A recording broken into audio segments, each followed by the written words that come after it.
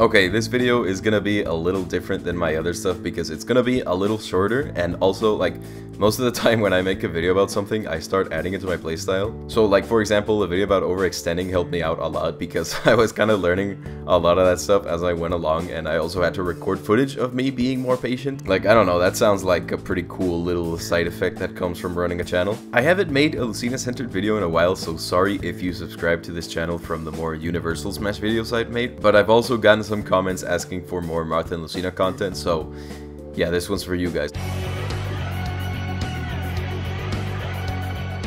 Up B, aka Dolphin Slash, is a really good move, and it has a lot of uses. We have the combo breaker, the out of shield option, the combo finisher, the surprisingly good recovery move that pairs really well with Marth and Lucina's floatiness and good jumps, and this cool thing I'm about to show you. An aggressive Dolphin Slash off stage, you might be thinking of its use as like a kamikaze combo finisher, which looks really cool and also does kill you in the process, but no, I don't mean that, I mean this. Every single time, just so composed, just always standing there menacingly, waiting for you to do something so that he can punish you.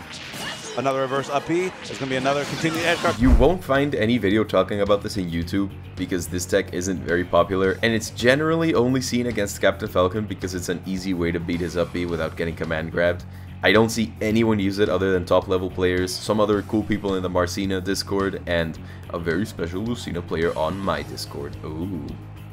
I don't know why I did that. And also because as far as I know, there aren't many recent Marth and Lucina dedicated channels that go into individual moves, so I guess I'm the first, which is kind of cool, but also I'm telling you this because being the first also means I really have nothing to go on except my own experiences and some input from the character Discord I mentioned. I've seen gameplay of this deck that I'll get into in a bit, but that's really all I have. So this video is gonna be mostly me labbing out the most optimal uses for this little technique.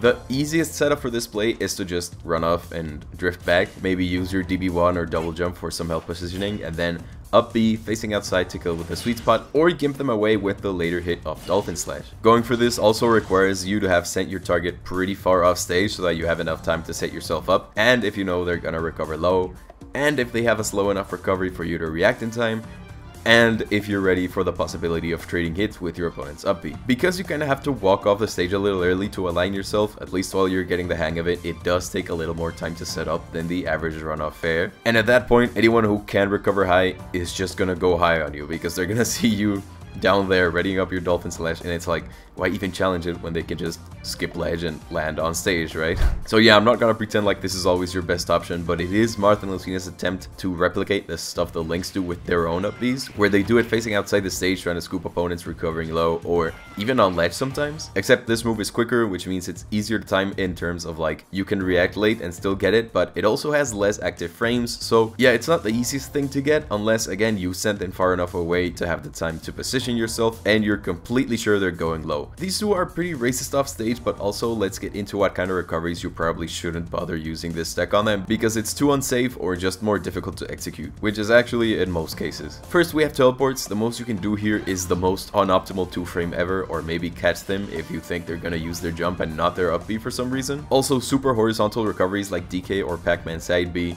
that also have a hitbox all the way through, a pretty big one in DK's case. You might end up trading with it and also like just counter it, right? If you're a Marth and Lucina player, pretty much all your moves can edgeguard DK, but if you've been countering his up B non-stop, I guess you can do it when he starts mixing up his timing. Moving on, recoveries with armor. I mean, if they have armor, you're probably not gonna break it. And characters that can throw out a million aerials off stage like Sora or Meta Knight.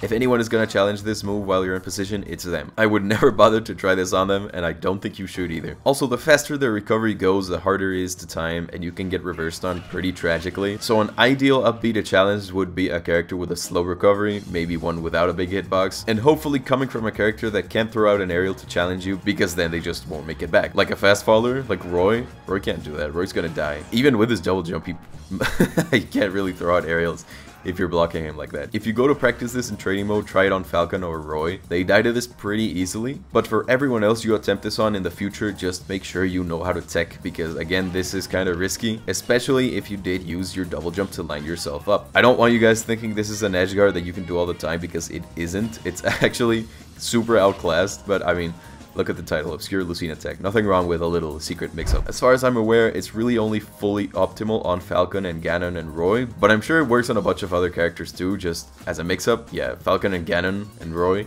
be careful, because this is the Falcon and Ganon and Roy killer. But like, just off the top of my head, I can really think of a bunch of other characters, like maybe Wii Fit or Rosalina or Duck Hunt. You know, everybody with a slow-ish recovery, with a not very generous hitbox or no hitbox at all. You can probably do it to them too, it's not that hard once you get the hang of it. A lot of the time you'll find an opening for this after taking away your opponent's double jump. We have a lot of attacks that kill off the side, so maybe you sent them at a weird angle with F smash or something, and they just use their double jump to recover, and they're about to use their up B, or after practicing, and if you have the spacing locked in, you can B-reverse your Dolphin Slash if both of you and your victim are on your way back to the stage at around the same time. But also you can just throw out a back air, unless you don't have your double jump, I guess, so you need your edge guard to also double as a recovery. Like I said, this move is a little outclassed in terms of edge guarding. It's kind of a niche thing to do. There are generally better options, but this is for those situations where you want to turn yourself into a quick wall under the ledge with knockback that sends your opponent away. So that's fun, right? That's pretty much it. Go have fun, but also be sure you practice this in training mode and lock it down if you want to add it to your game plan, because while we have pretty good magnet hands when we use up B facing the stage, when you're looking away the game is not very generous, and also we don't snap ledge until our descent, so it does take practice to do this without SDing or putting yourself at a tight spot if you miss. And also grinding doing this without using your jump helps too, but don't be afraid of using it to position yourself. It makes this whole thing easier to land, and if you space it right, you'll make it back to the stage even if you miss, as long as you don't get gimped or trade hits and don't react appropriately. And that's it. Alright, bye. Don't overuse this deck. It's not that good most of the time, unless you're fighting Falcon. My bad, Falcon mains. Maybe... No, I'm not picking on Falcon, but I don't know. Maybe I'll like... I don't know. I'll make it up to you, maybe. Probably not.